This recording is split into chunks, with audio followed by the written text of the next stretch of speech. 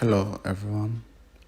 Today we are presenting about doing business in Ghana. This presentation is done by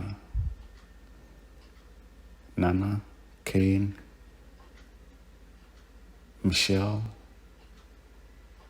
Enzo, and Dennis.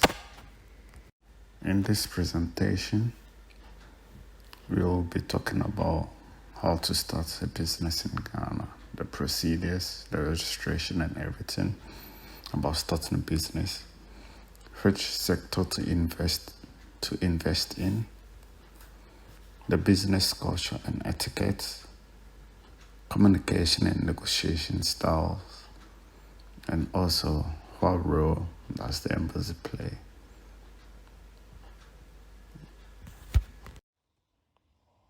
Let's talk about Ghana. The currency of Ghana is the Ghanaian cedi. One Ghana cedi is 9 cents and 1 euro is 10.78 Ghanaian cedi.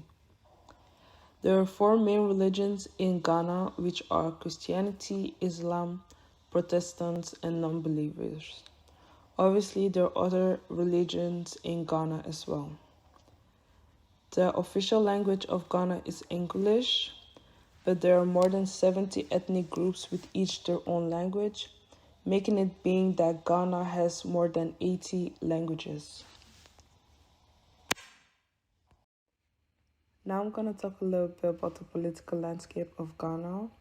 Accra is the capital and largest city in Ghana.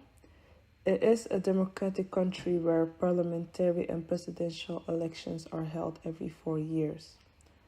The president of Ghana is Nana Akufo-Addo. He is the head of state, head of government, and commander-in-chief of the armed forces. He is now doing his second term as president. Alongside Mahamudu Buhari, he is doing his second term as vice president.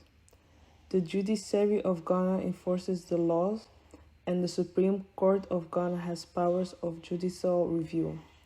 The hierarchy of court looks a lot like the one in Britain, because Britain once colonized Ghana, but Ghana has gained its independence from the United Kingdom on March 6, 1957. When you start a business in Ghana, you have to choose the right business structure. There are quite a few options available, such as sole proprietorship, partnerships, limited liability companies, and corporations. They all have their own advantages and disadvantages, so it's best that you consult a business lawyer to choose the best option for your company. You'll also need the necessary license and permits to operate your company. It's quite a complicated process, so it's important to consult a business lawyer to ensure you're in compliance with all relevant regulations. The location of your business is one of the most important factors. You need a location that is convenient for your customers and also offers opportunities for growth. The reason why Ghana is a great location for business is because, first of all, they offer easy access to all markets of the economic community of West African states. This is quite good for people that want to sell to a great variety of consumers. The people there are also very warm and friendly. This makes it easy to build a relationship with clients and partners. Before you open a business in Ghana, you first have to register the business at the Registrar General's departments.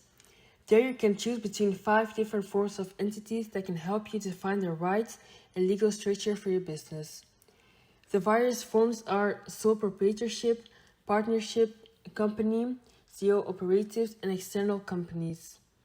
The most ideal business form is a sole proprietorship and is only available for Kenyans above 18 years old. A sole proprietorship is a business that is owned and controlled by an individual, and it has limited liabilities. The registration is quite easy and only takes 7 days. This is the cheapest form and has a fee of €4.02.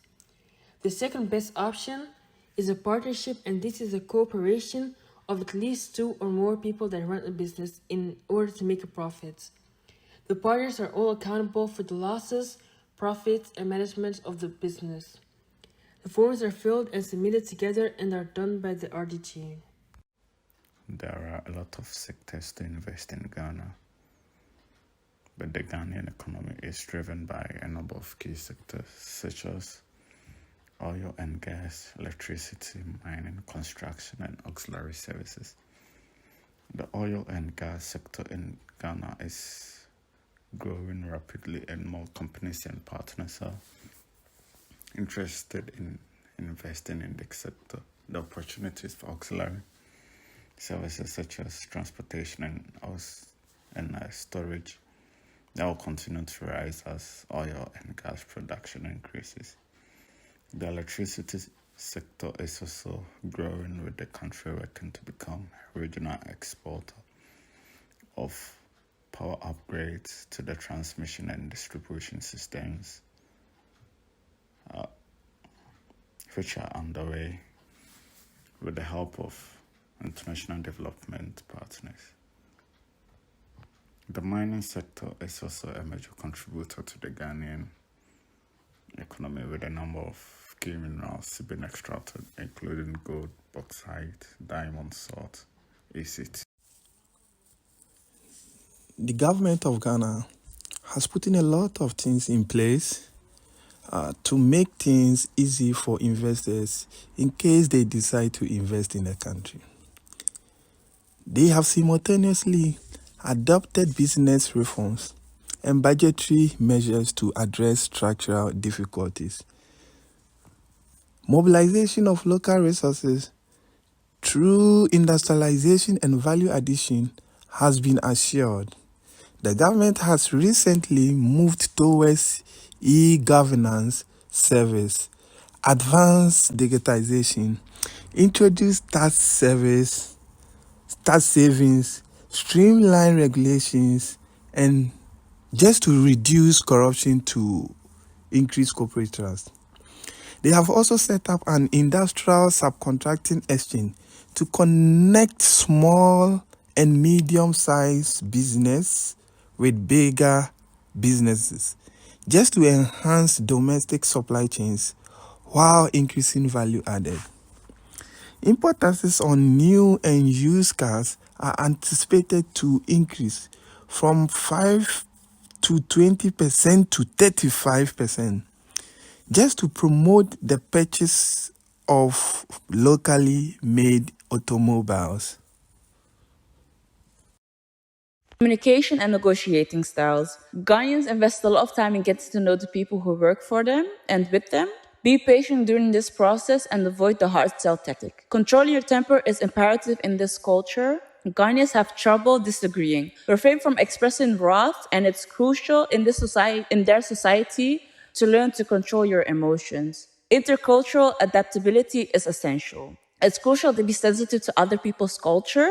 Decisions are reached slowly. Making decisions take time. Rushing things increase the chance of offending someone or jeopardizing your company's connections. And comfortable with the concept of constructive criticism. Understand that employees feel uncomfortable with the idea of constructive criticism when offered criticism, especially when done in attempt to be helpful, and never reprimand or criticize an employee in front of others. These are the top 5 most common business etiquettes in Ghana. Never give or accept anything with your left hand. Your left hand is seen as your unclean hand, so giving something to someone with your left hand is seen as a sign of disrespect. Handshakes are the most common means of greeting. With foreigners, the most common greeting is the handshake with a smile. The traditional or native greeting vary among the various ethnic groups. When shaking hands between themselves, Ghanaians will hold their right hand in the normal manner, but will then twist and click each other's middle finger. Look at people when they're talking to you and avoid the act of fidgeting. It is considered a sign of an impatient person. Respect people's time. Treat others with respect as well. And when working with people from Ghana, it is advisable to reinforce the importance of the agreed upon deadlines. And nobody likes to do business with a person who is aggressive, rude, arrogant, egotistical, or pushy. What role does the Ghanaian embassy in Belgium play in the doing business in Ghana. The major role they play is providing all the necessary information for investors from Belgium and Luxembourg, and also linking them with the right people. Thank you for your attention. We look forward to your questions in the next Q&A session. We'd like to end this presentation on a fun note with videos about different Ghanaian African tribe dances. Please enjoy. Kofi Annan.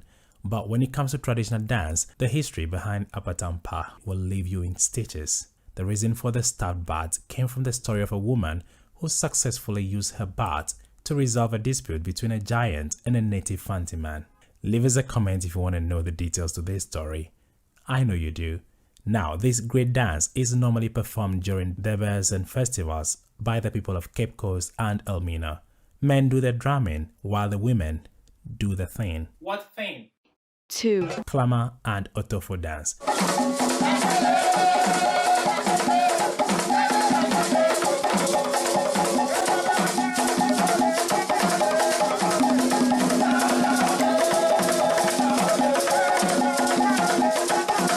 Most Ghanaian traditional dance moves demand winding of the waist, and this dance by the Krobo tribe is a perfect description of a waist job.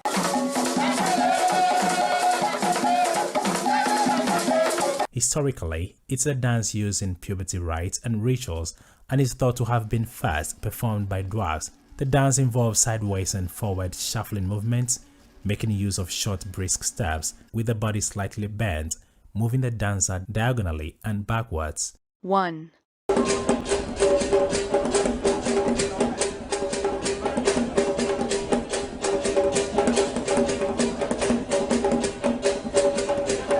Kundum.